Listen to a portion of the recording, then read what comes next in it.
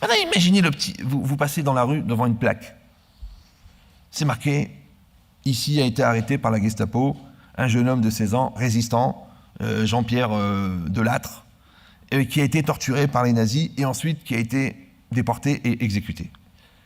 Et vous êtes en train de regarder, tu dis tiens, je vais m'arrêter 5 minutes par respect pour cette personne qui a sacrifié sa vie pour la liberté. Et juste à côté, il y a un petit vieux qui me regarde. Un petit vieux comme ça, qui a 80 ans comme ça. Il me dit qu'est-ce que vous faites? Je dis ben je m'arrête par respect pour cette personne qui a donné sa vie pour que nous soyons libres. Il m'a dit mais vous savez le type en question? Je le connaissais. Je dis ah bon? Je dis oui. Ah vous avez la chance de connaître ce héros? Il me dit non, c'est un pauvre type.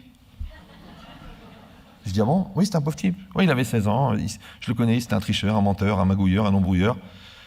Et il a voulu faire rentrer un petit peu, genre comme ça, par excitation dans la résistance. Et puis on lui a juste donné des prospectus à distribuer.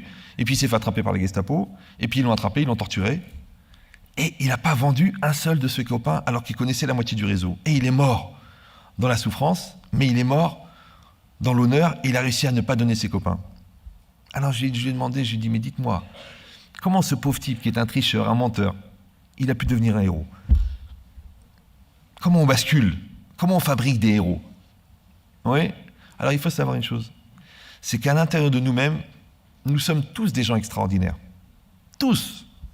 Maintenant, le meilleur diamant du monde, si vous le jetez dans un tas de fumier, ouais, bien enfoncé là-bas, dans les saletés, vous aurez du mal à le récupérer. Ça sera, on va dire, extrêmement gênant. Ouais. Pourtant, c'est un diamant, mais c'est difficile. C'est dégueulasse. Ouais. Donc, c'est quoi l'idée? C'est que une personne, elle peut être immense, extrêmement nulle. Et elle peut être extrêmement nulle et être extraordinaire. Qu'est-ce qu'elle a fait? Elle a basculé. Qu'est-ce qui a fait qu'elle a basculé? Parce qu'à un moment ou à un autre, elle a pensé que ce qu'elle vivait, que ce qu'elle croyait, ou que ce qu'elle devait, c'était plus grand qu'elle. Alors comment quelqu'un qui a 16 ans et qui est un pauvre type, il peut devenir un héros? Parce que le héros, il est dedans. Mais c'est un héros, c'est quoi? C'est celui qui a mis son idéal au-dessus de sa peur. Un idéal au-dessus de sa douleur. Un idéal au-dessus de sa petitesse.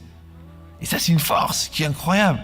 Et tu dis, ah mais il n'était pas préparé, celui-là n'avait pas fait les écoles de commando, celui-là il n'avait pas fait on l'avait pas appris à subir la torture, celui-là il n'avait pas une grande connaissance, là c'était pas un grand savant. C'est vrai, et c'est ça qui est extraordinaire. C'est que l'accession à l'idéal est donnée à chacun. C'est seulement un choix, à un moment ou à un autre, de décider à quoi tu participes.